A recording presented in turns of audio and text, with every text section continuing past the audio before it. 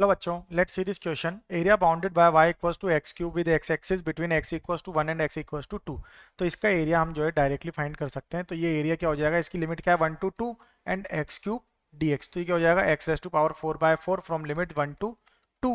तो यहाँ पे 1/4 बाहर ले लेंगे और x की जगह क्या है, पहले 2 पुट करेंगे देन -1, यानी कि 2 raise to power 4 16 -1 which is equal to 15/4।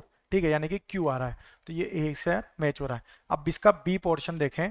ठीक है, तो इसका बी ऑप्शन क्या है, बी ऑप्शन में अगर हम देखेंगे यहाँ पे तो ये क्या बोल रहा है, y is less than equal to 4x minus X square in first quadrant.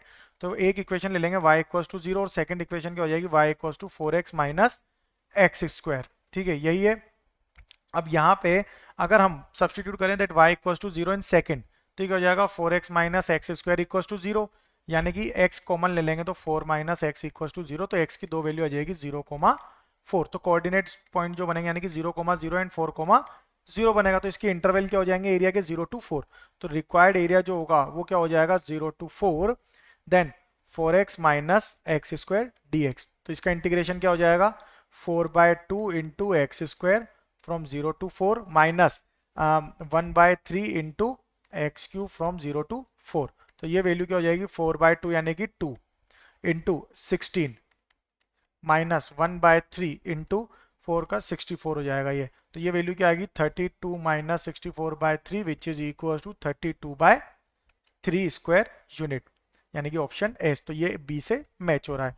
अब यहाँ पे अगर हम देखें, ठीक है, तो इसमें एक टर्म और आएगी, तो वो वैल्यू देखें यानी कि सी पार्ट जो है। अब सी पार्ट इसका देखते हैं। तो सी पार्ट अगर हम सिंप्लीफाई करें अगर, तो सी पार्ट क्या है यहाँ पे अगर हम देखेंगे तो ये क्या है X square less than equals to Y less than equals to mod X है। तो यहाँ पे इसका जो ग्राफ होगा वो इस तरह से बनेगा इसका ग्राफ। ठीक है, तो ये पॉइंट्स जो है वो इस तरह से इसे कट करेंगे। तो ये दोनों एरिया का हमें फाइंड करना है। तो एरिया क्या हो जाएगा इसका 2 times of integration 0 to 1 X minus X square dx which is equals to 2 times of 1/2 minus 1/3 which is equals to 1 minus 2/3 equals to 1/3। ठीक है, तो C का आंसर कितना आ रहा है 1/3, यानी कि ऑप्शन P, ये C से बिलोंग कर रहा है। अब यहाँ पे D ऑप्शन बच रहा है और एक R, यानी कि D जो है वो R से सिंपली मैच हो रहा है। ओके, तो ये हमारा कॉलम 1 जो है कॉलम 2 से परफेक्टली मैच हो गया। Okay, so best of luck.